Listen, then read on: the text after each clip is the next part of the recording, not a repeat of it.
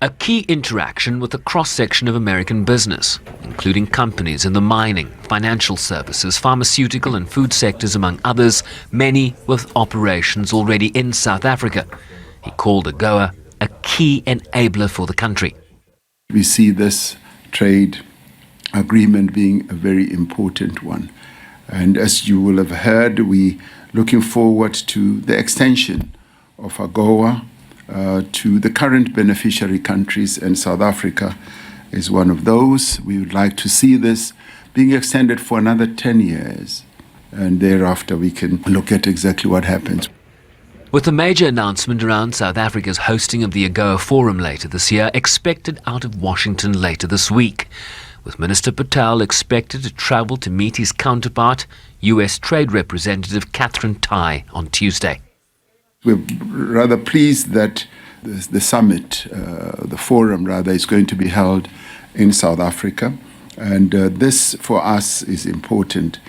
It's also important because it will consolidate for us the presence of US companies in South Africa. We have some 600 or so companies invested or based in South Africa.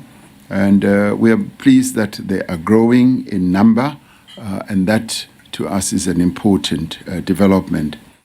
Ramaphosa called the private sector a true partner in addressing key challenges, from the neglected logistics sector to the crippling energy deficits that have impaled the country's growth trajectory. We've been able together to identify areas where reforms need to take place. And we have embarked on a journey of addressing the areas that have been of concern to business and in the end been of concern to our entire nation. For instance, we've had an energy crisis for quite a while, and it's an energy crisis that emanated from as early as 1998, and it has just been cascading downwards.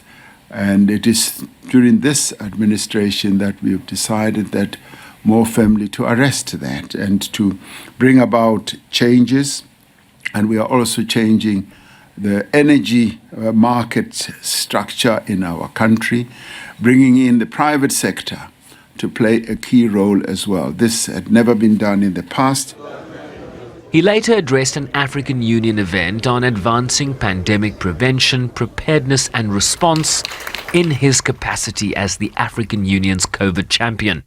The combination of climate change and the increased movement of people has caused an increase in the frequency of outbreaks worldwide. This means preparation is urgent, and in the end will not wait for us to make up our minds at the intergovernmental negotiating body. It is for this reason that we support the establishment of an interim medical countermeasures coordinating mechanism. However, it must correct the mistakes of Act A and be founded on a firm principle of accountability and fair governance characterized by a partnership of equals.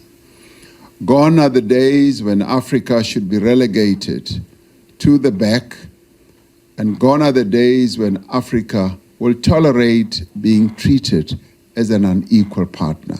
We will not allow that going forward. Ramaphosa will address the United Nations General Assembly later today. Siobhan Bryceby's SABC News, New York.